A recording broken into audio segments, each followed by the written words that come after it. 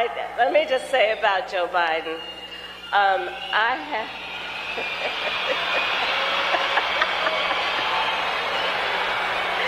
Hello to all my divine nine brothers and sisters, and my sorors.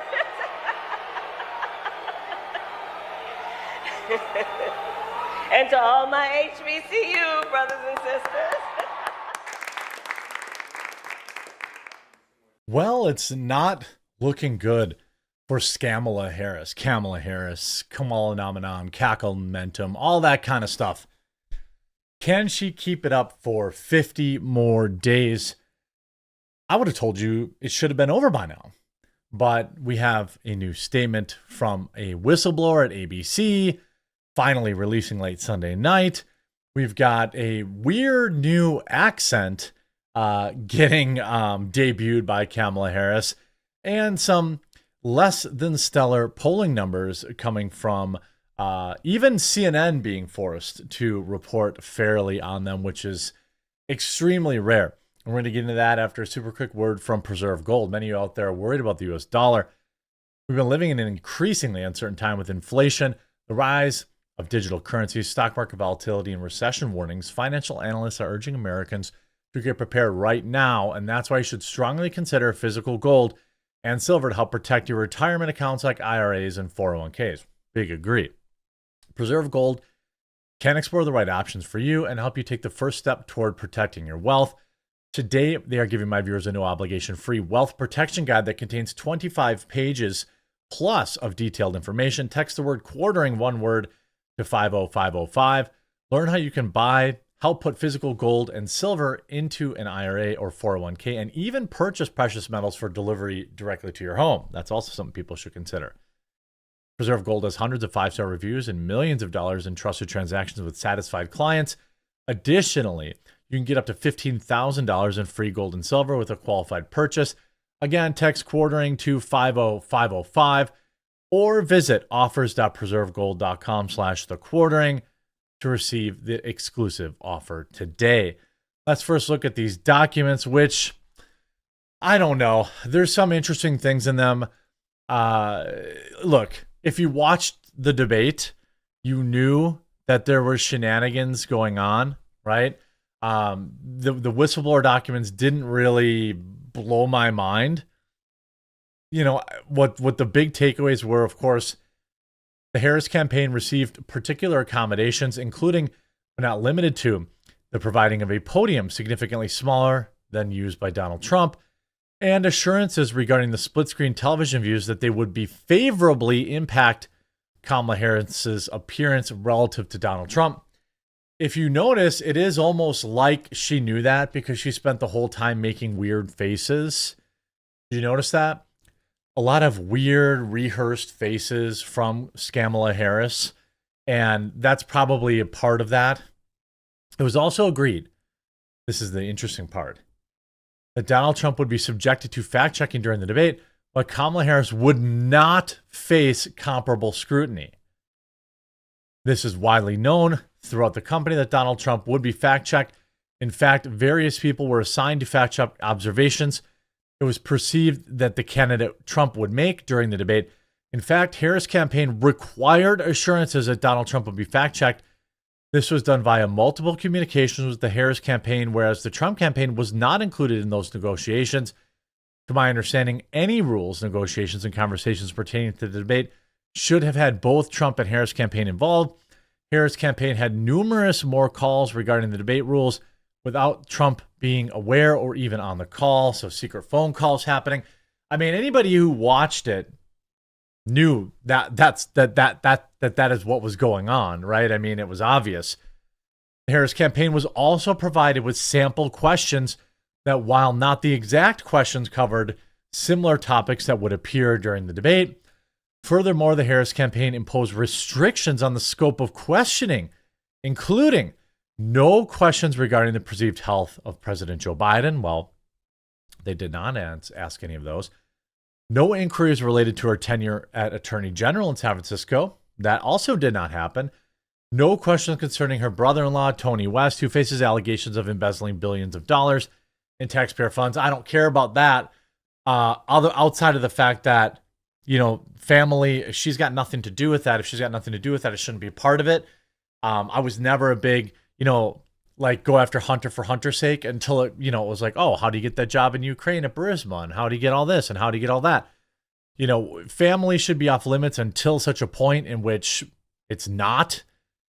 Also, ABC moderator Lindsay Davis admits fact-checking was only planned for Trump, which we talked about. And we also know that there was more than a half dozen things that Kamala Harris said that were, completely fact-checked months before. Even Snopes had fact-checked things. Now, on this affidavit being notarized, the only big bombshell, all of this you could see just by watching the debate.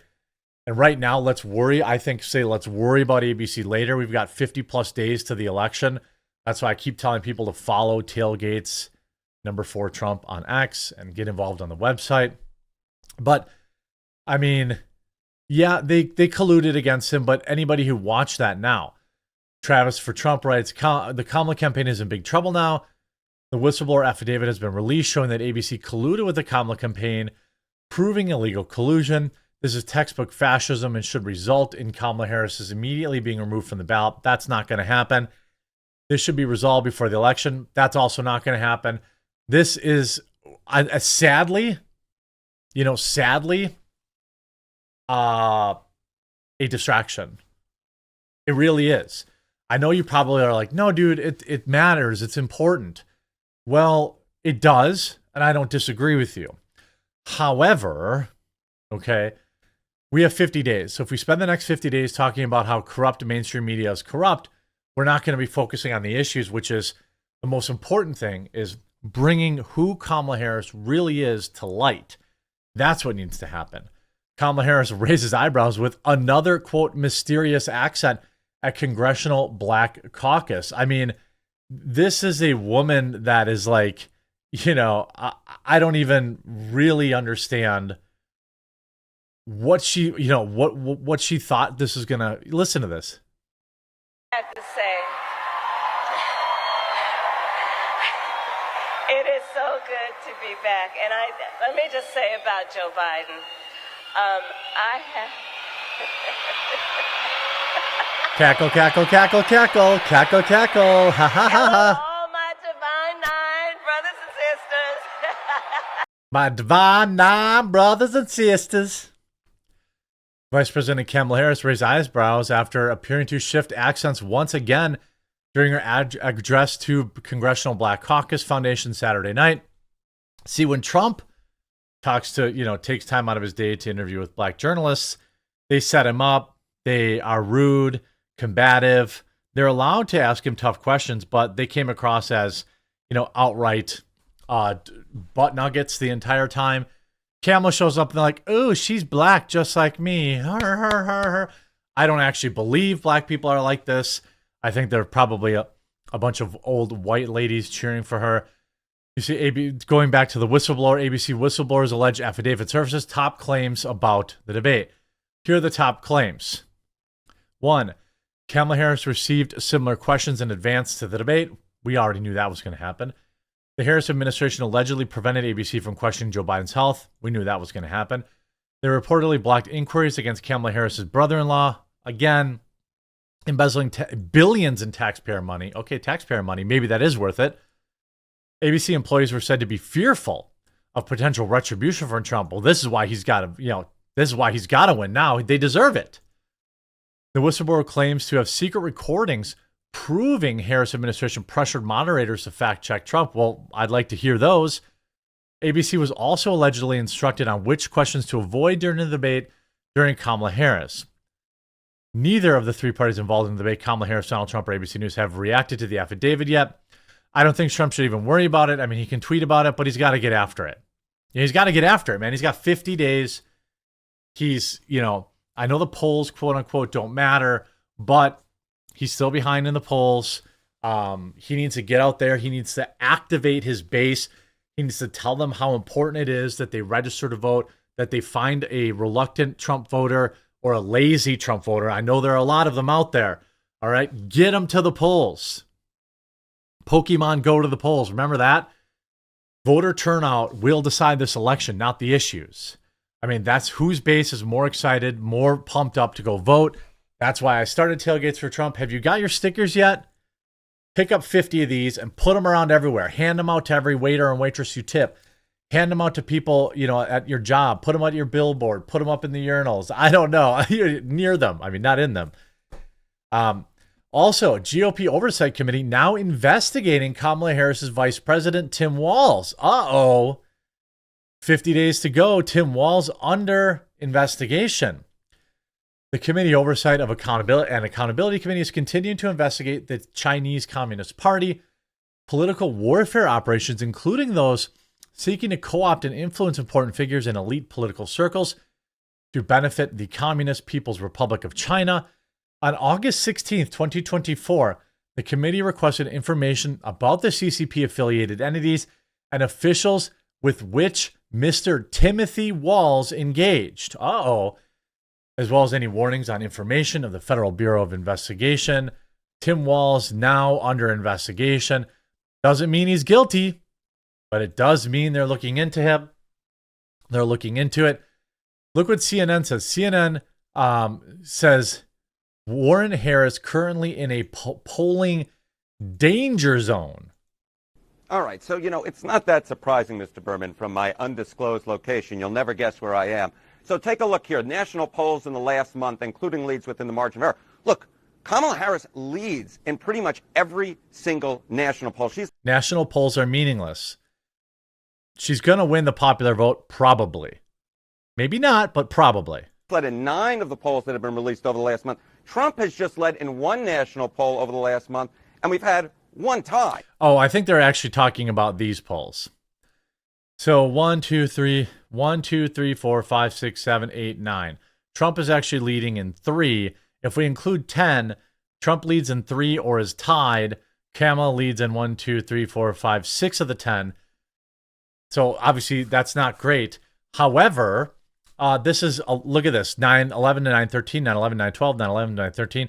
So these are all 4 of the last 4 are all right after the debate. Let's see where they are, next week. So the fact that a national poll shows Kamala Harris ahead, not really much of a surprise because, John, pretty much all of them do. And the thing is, Harry, thanks to the founding fathers, this isn't a national election exactly. Exactly. Is it? Oh, now you're suddenly behind me. You keep on moving. There's Harry, still in an... Look like Georgia, Michigan, Nevada, North Carolina, Pennsylvania, and Wisconsin.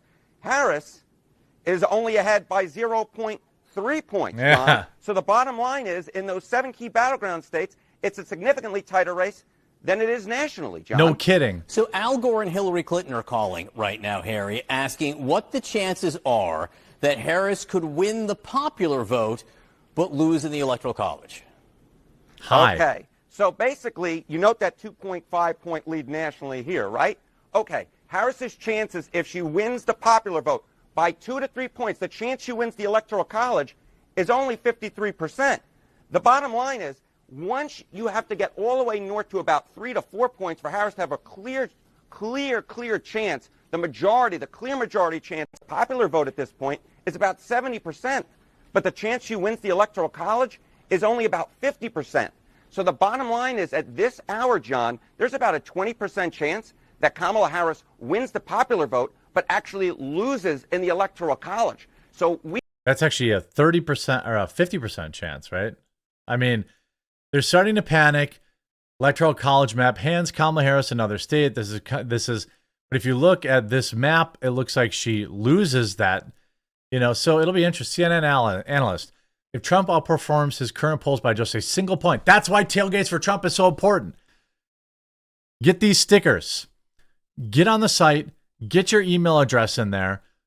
Literally commit to having a party. We can, just my viewers alone could help Trump win this election. Get your email address, your real one. Go confirm it. Join the mailing list. Then pick up a pack of stickers or 2. We've got two new designs available. We've already shipped 10,000. I want to ship 50,000 this week. I want to plaster these things all over the world. When you see them out in the wild, take a picture, tag me, get them out there. Kamala Harris in a bit of trouble. I hope you enjoyed this video. If you did, make sure you leave a like on it. If you haven't yet, subscribe or follow down below. We'll talk to you again real soon.